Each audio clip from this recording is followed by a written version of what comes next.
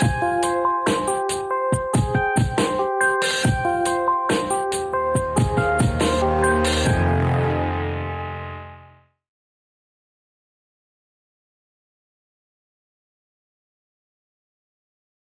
today we are having another one of our line of contact talk shows, and I have a very interesting guest here who is Aron Aji, and he is the director of Master of Fine Arts of Literary Translators in the University of Iowa.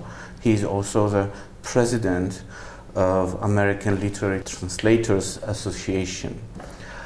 And he's here in Yerevan for a very interesting occasion. Hi, Aron. Hi. Can you please tell us a little bit what's the occasion that you are here? Yes, this is a first of its kind workshop of Armenian translators who were selected to work in a group and translate a literary work, Birgül Oğuz's novel titled Ha, into Eastern Armenian. And I was invited to provide some background and some training, some techniques concerning especially the literary translation. They are very accomplished translators of historical documents, archives, technical, legal, reportage, memoir, but with the exception of one of them, none of the members of the group had ever translated literary work. So my job was to provide not only some guidance, but also throughout the process some advice and counsel about the literary dimension of the work. So this is a part of our Armenia-Turkey normalization program, yes, funded by European Union. Yes. And they invited you to do that. Why? How did it come through? What's the prehistory of that yes, story? It begins with Armen Ohanyan, who was in Iowa City 3 summers ago, participating in the International Writing Program Fall Residency, along with 35 other writers. You may know that the IWP, as it is called, has been inviting over 1,400 writers in the past 50 years. And in that group, Armen met Birgül Oğuz, who also was there. And our program, MFA in Literary Translation, actually works very closely in the fall with these writers. We have a special workshop where our students work with the writers, helping them translate their work into English. And that's where it began. And they, writers, including Birgül and Armen, attended my translation workshops just as guests that they wanted to see. And little by little, a friendship developed. And then when this project was being designed, they wanted someone who could also bring in the literary translation dimension. And there aren't a lot of programs, so I suppose.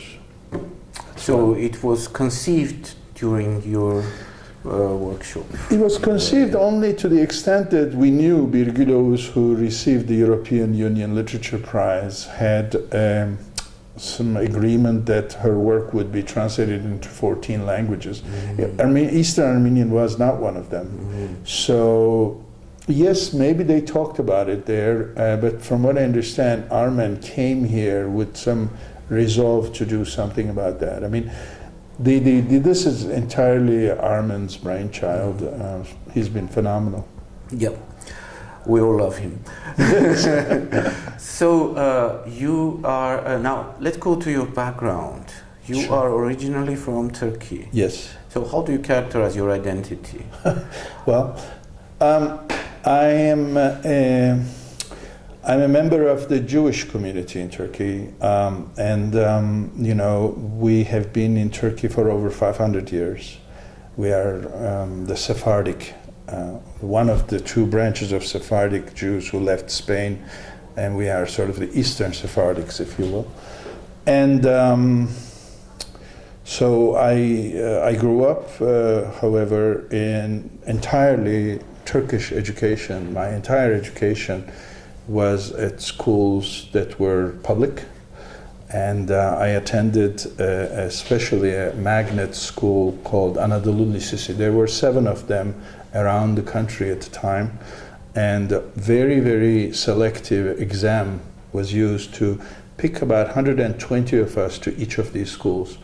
It was an amazing experience. This was decidedly a school designed to sort of produce the future leaders in every sector, though.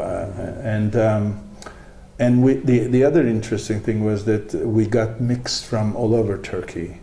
So I had friends from east, north, south, southeast, west. So it was a very, very special education that I really owe quite a bit of my formation to that education. So did you ever, before this occasion, did you ever deal with the Armenian-Turkish issues at all? You know, this is all, I've been talking about this. In the Turkish Republic, the relations among minorities were also strained. You know, we knew about, of course, the relations and the history, but the communities, by the time I was born, the communities, especially in Izmir, were quite isolated from each other.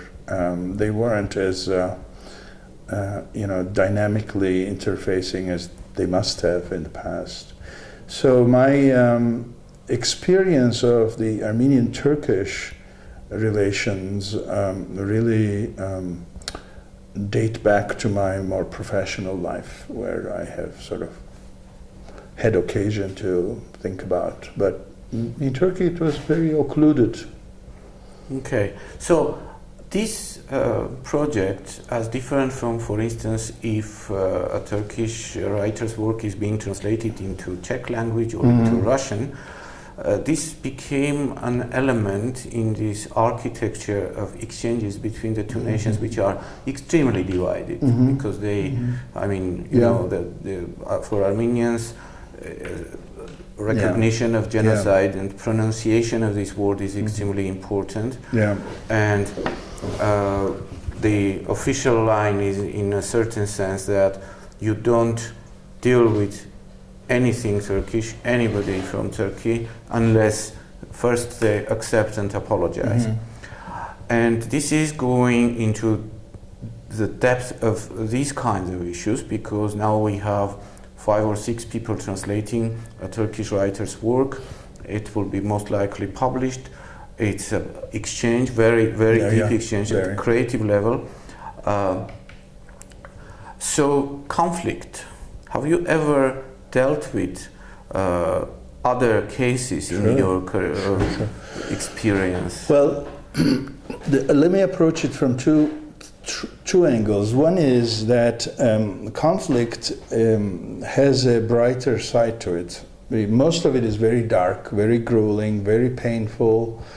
It causes a lot of suffering and animosity. But on the other hand, it gives us an opportunity. And especially working in the United States, being the president of ALTA, I have had many occasions to think about what's the role of English in negotiating conflict. And as we were giving a conversation, we had a conversation in Daravan, Dilijan, about this. And I said, typically languages that should talk with one another tend to talk through English. It sort of creates a neutral space, but it's not a neutral space. It itself has lots of political and ideological matter in it. And so what was so beautiful about this project was that we had 2 languages meeting one another directly without the mediation of another language. In fact, I said we were released from the straitjacket of the English. You know, you had to actually work with words that had to be understood and then find words that could embrace those words. I mean, it's really this kind of linguistic coexistence, because that's what translation is what I am as an educator, also as a member of the translation committee, very interested in. I would love this to happen in all sorts of areas of sort of historically conflict areas, because, you know, once you get a taste, especially in your mouth, my sense of language is that it's very tactile. It does something to one's mouth, lips, tongue, and all of that, the muscles. Once you internalize it almost at the level of muscle and nerves, it's much harder to hold on to these grander narratives that are also very important. But I think something very special happened there that is very consistent with what I have been just constantly thinking about. In my life also, you know, I grew up in a multilingual family. You know, my grandmother spoke only Spanish and French, and we had to all learn those languages. So, yeah. Do you speak Hebrew? I used to, I don't anymore. I do speak Ladino, but having been in the States for 35 years, inevitably that vocabulary has sort of overtaken the others. Well, the creativity component of that, creativity side of that, I just wanted to agree with you, because for me it's been the same.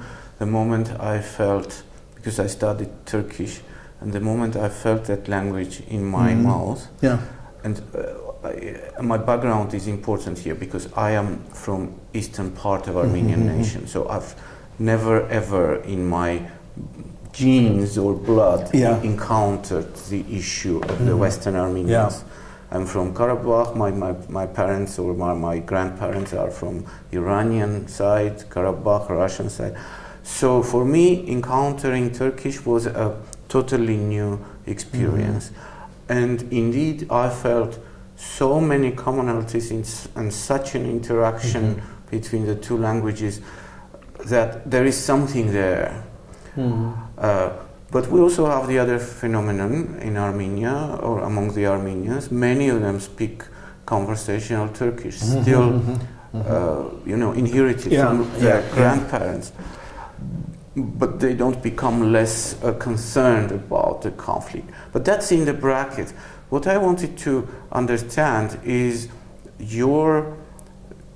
the creativity of translation, because I think this thing can work as a mechanism, making somebody falling in love in the other side's language.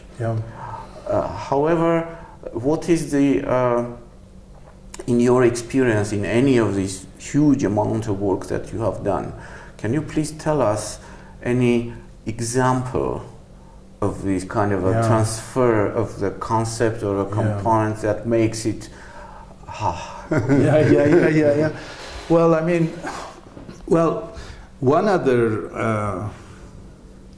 one other parent of this incredible project was that Armen and Birgül accompanied two groups of high school students, one from Armenia and one from Turkey, to the States for a program called Between the Lines.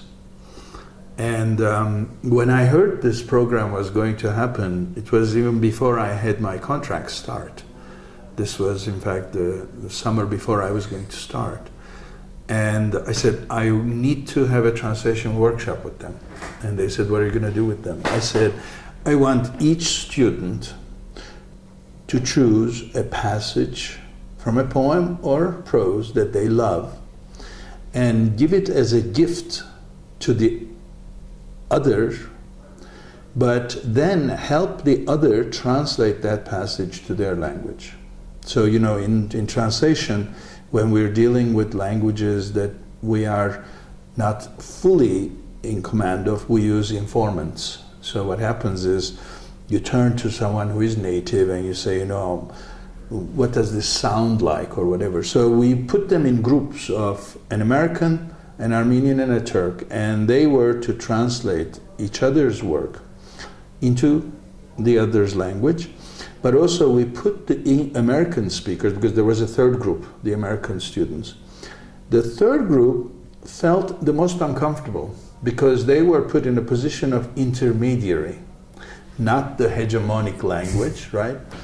But they were to, in fact, help the two sides and sort of explain to one another when their language failed, if you will, because everyone spoke English, but different degrees of. So this group stayed together for 2 weeks, and the day before they were leaving, they broke curfew.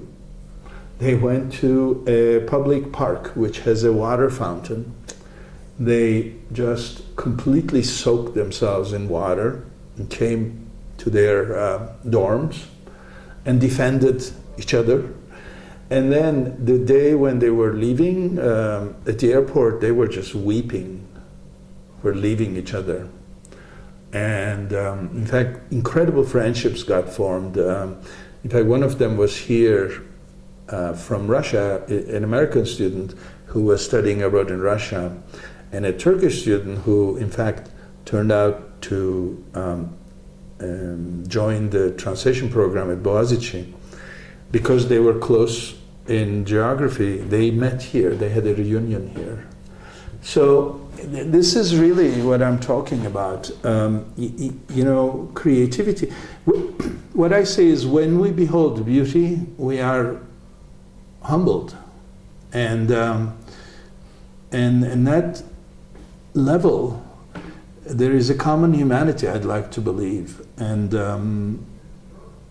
then it becomes easier to talk about alternative narratives.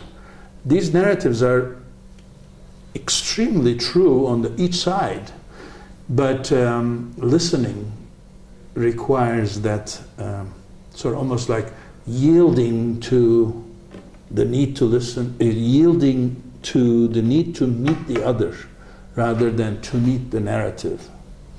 It was great. Meeting the other. Very interesting. Okay, and let's talk a little bit about the future, because it would be a beautiful world if people were translating each other's literature. First of all, they were writing their own work in their native languages and then translating each other's literature. But what we see is something which probably the United States have experienced earlier than the rest of the world, but this shrinking of the space for being able to survive, to sustain oneself, if one is in the writing or translating business. Yes. Which, on one hand, that means there are less writers. I wouldn't say people write less. They probably write more now than before. And translate more. But what can I say? The market is almost non-existent for a country like Armenia, for instance. So what do you think, what's the US experience, and how do you deal with that factor that it is? In the US, maybe no more than 600 titles of literary works get translated every year, so it's a minuscule market too, and and 600 works are often coming from about 70 different countries, and so there is this impossibility, if you will, for translators or writers to imagine a world where they can actually make a living just by translating. In fact, probably no more than 10 to 15 individuals in the United States make a living simply doing literary translation. And so they do interpreting, they do translation simultaneous or consecutive, and so on and so forth. But also they are in the academy, they are in editing houses and publishing houses and so on and so forth. So it's a very diverse community. What unites us is this sense of need, sense of urgent need. Very few books get translated to English because it will make money. Very few. Of the 600, I would say no more than 15 will go beyond the 500 mark of publishing. What we really are doing is sort of populating the field with as many languages and as many texts and as many authors as possible, and hoping that this, of course, also there are efforts to create educational guides. There are two major online venues where translation gets into the United States. One is Words Without Border, and the other is the Asymptote Journal. They both have educational portals. One is called, in fact, WWB Campus, and what they do is they sort of put a lot of critical material, questions, pedagogical tools, discussion questions, interviews, hoping that all of this material will seep into environments where we're also producing new readers. ALTA gives 5 travel fellowships to bring young translators to our conference. For the past 3 years, we've had 120 to 140 translators apply for just 5 of these. Translators to English or also to English? To English. Yes, it's another thing. I mean, it's all into English. But I always tell my colleagues, our field cannot support 140 new translators unless we also create at least 1,400 new readers, because publishers are not mean-spirited. They are extremely dedicated to this cause. So you would be fine if it were 10 readers per translation, or that's how it begins. How it begins. I mean, I am not convinced that everyone is reading every 600 books, every one of these 600 books. It begins like that. Then you make your impact when you say, I want to teach this book, or I want to share it with my book group, or you have a festival where you create a panel. So, I mean, we were talking the other night when you visited as well. What happens after a work is translated is even more critical than the event of translation. What are you going to do about this book now? How are you going to make people aware of it? But also, you are increasing some kind of curiosity, if not hunger. What else are you going to put for them to eat? So our work is always about arousing expectation and sort of meeting it partially, if you will. Students also, I mean, because I'm the program director, I am very responsible to these students. We're putting out the next set of translators. So it's very difficult. I don't have an answer, but we're doing... if you say 10 people, it's a sufficient starting point. That somehow makes me more relaxed, because in Armenia you definitely can find 10 people interested in a translated book for the beginning. So, right. Yeah, I mean, for example, these 7 translators at the end of the day told us, several of them, texted their friends in Istanbul saying, you should read Hach. I mean, they are in fact forcing the Turks to come back to this book, because it's been around for the past 3 years. There is a certain currency to a book even in its own language. So translation usually gives it a new life, if you will, new lease in life. Very important. But in Armenian we do a lot of translation, and indeed, because it's not a market situation, it is very often done for the reasons that you mentioned, Yeah. like enthusiasm and this, Yeah. feeling of a mission or of a Right. calling. But unfortunately, not many of them are translated in a compelling language. The more typical case is that they are translated like word by word, more or less, So they give an information about what is the content, but they don't really compel the reader the way a good literary text does. So what is, in your opinion, the kind of 2 or 3 advices to translators that you make it, let's do it a 3-minute online course for Armenian translators? Well, the very first thing I will say, especially those who are translating literature, they have to translate the sounds and the emotional space of the book. Even the prose, even in Yes, if it's prose. yes. Oh, this one was a prose book. I mean, it's a very poetic book, but even the prose. Just imagine you're sitting here, and what do you hear? And there is an accident down there. What do you hear? First, you hear a sound that has no other accompanying information. It's a sound.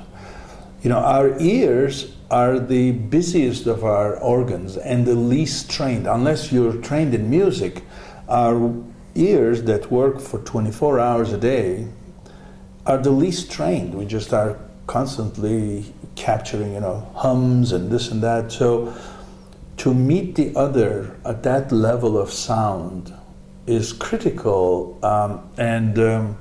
Metaphors as well. What are metaphors? Metaphors are places where an author is defeated by language, or language is defeated by the author, and something more has to be produced, right? So these are sort of the margins of language. When you have a metaphor, it's where the language is pushing the margin, right? So these are sort of places that I call the illegible places, sound, imagery, where you say, wow, that's an interesting image. It's an invitation for you to work on it. The same with sounds.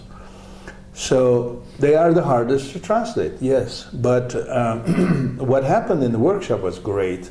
We had one of the best translators and editors from the Armenian, an Armenian himself, phenomenally grounded in the history of Eastern Armenia, and he worked with the students completely independently from me. I mean, I never sat in his sessions, we didn't talk together to the students. The students were taking 2 different sets of input.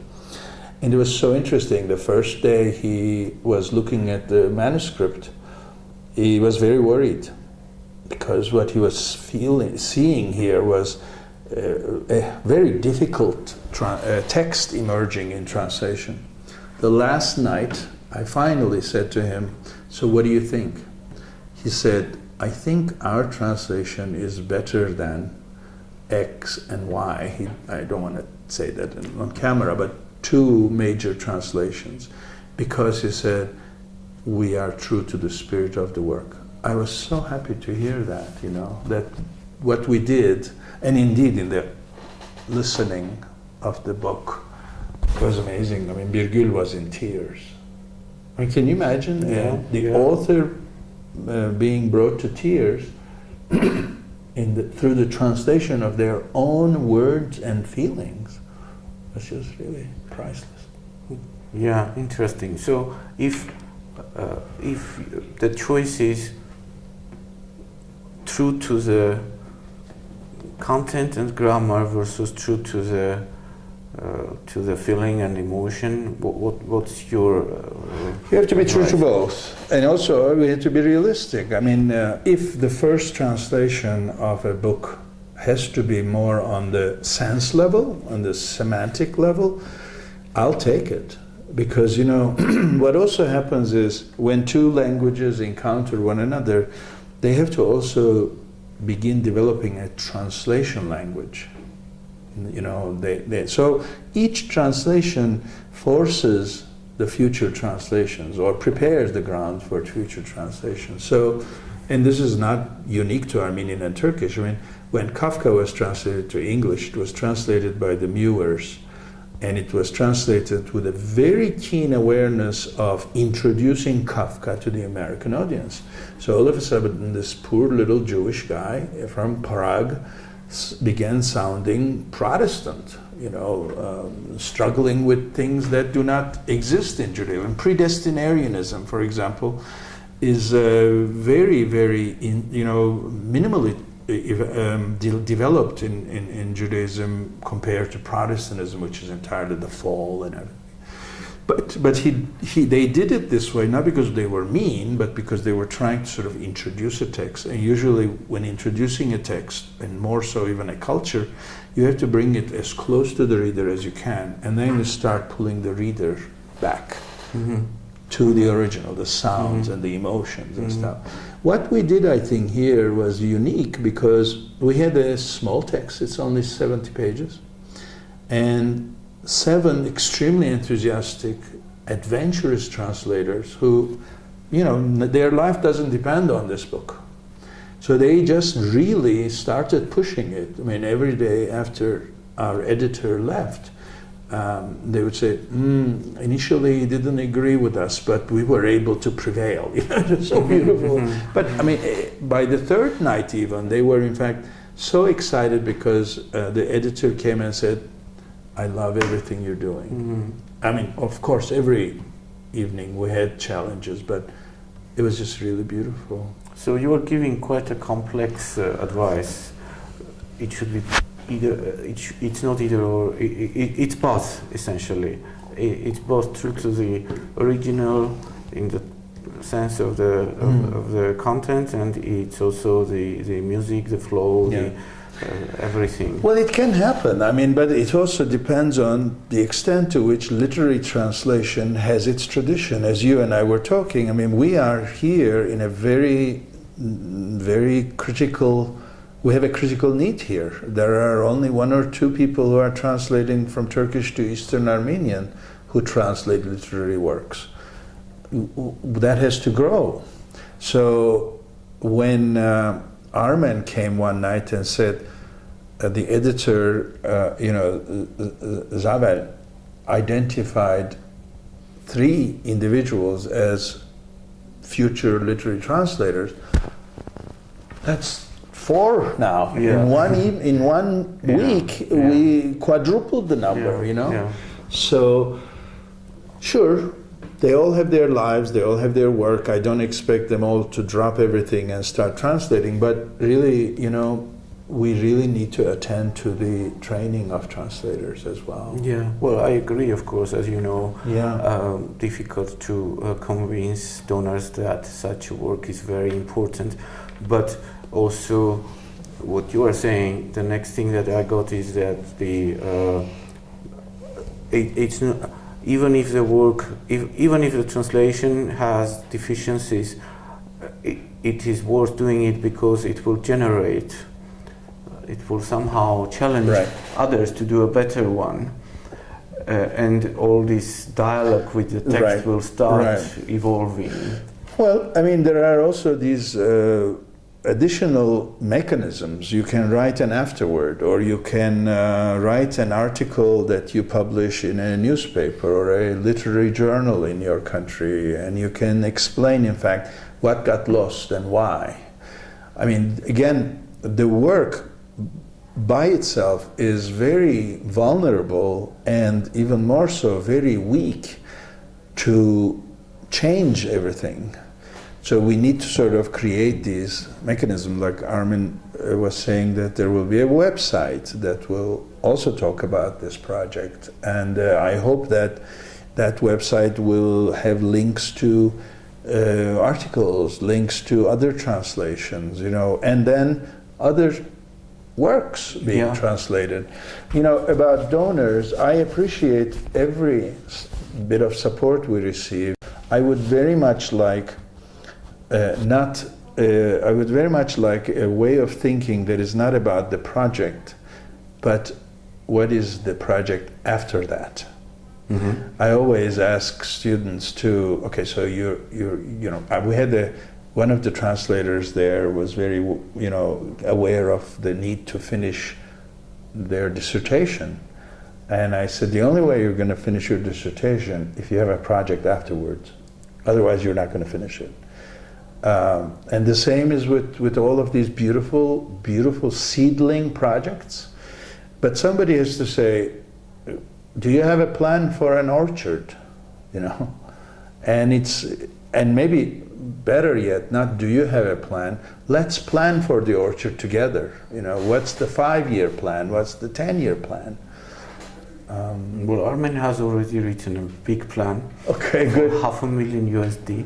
But I don't know if we'll be able to Well, find the means, but maybe step by step, yes, part by part. Yes, yeah. I think that's another thing. I mean, you know, we are all going through an education. I mean, if you had asked me 3-4 years ago these questions, I would have answered all of them without Armenia in them. Mm-hmm.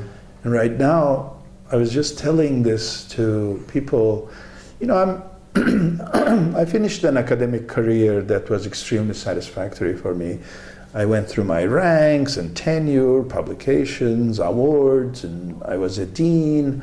And then when I was done and I said I want to do this and focus on literary translation for the rest of whatever many years I have, I just also realized that even that required further distillation. So here I am sitting and thinking, how can I come back? I mean, can you imagine this? I mean, again, 3-4 years ago, I wouldn't have had that. So again, the next project has to be such that it will make the following project every bit as urgent. Well, I want to come to the conclusion, and you definitely will be coming back now, I think. Well. But I want to go to the end of this situation with an unusual step, because usually the person like me in the role of the interview taker doesn't, I shouldn't talk about my own work. But I'm going to tell you because it's very relevant.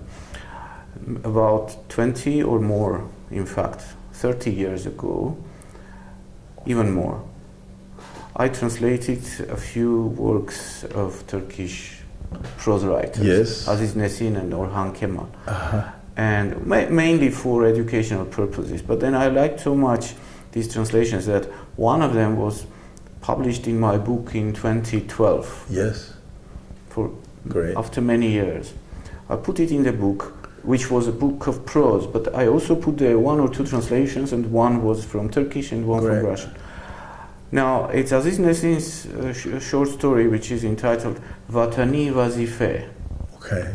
which is, as you understand, the ancient Ottoman way of this thing, which means actually the duty vis-a-vis the patria, which is about military service. Yes. But it's a very funny story. In that book, it's not about, in that story, it's different. So how do I translate and it's Soviet times, how do I translate the title? I chose the version Azgain Partakanutun, which is a duty vis-a-vis the nation, not vis-a-vis the patria. Because also but I mean music, when you said I heard, but also because in the Soviet times talking about the nation was even more prohibited. So I was trying to actualize it. And then what happened was that I was telling this story in Dilijan to our group of translators, and one of them said, you should have translated Hayreniat Partakanutsun, which is Vatani Vazife, duty vis-a-vis the patria, in a slightly ancient way, and fitting perfectly well. So they corrected. 22 years later. And I thought, oh my God, of course. So, and that's about, you know, this, which proves the point that you made, that in 5 or 7 days' time, this group, they became really very deeply versed into this capacity. So congratulations. Thank you so much. Thank you. I mean, I have been so blessed to have been here and to have been a part of this experience. But really, the majority of the credit goes to the young translators who have just sort of taken us up on this extremely exciting but also crazy idea and really made something beautiful and tangible out of it. Yeah, so our credit and thanks and all of the wishes go to this entire group, Yes. and also to Armenian and to also Zaven, whom you mentioned, Zaven Yes, Boyajian, absolutely. one of the unique cases in Yes. Armenia, who lives working on editing and translation, which is very Yeah. usual. And Zaven Boyajian was the most generous person in the whole process, because he would come for a couple hours, but he would actually be done when the text was done. And he has been exemplary. I think this would not have been possible without him. Yeah.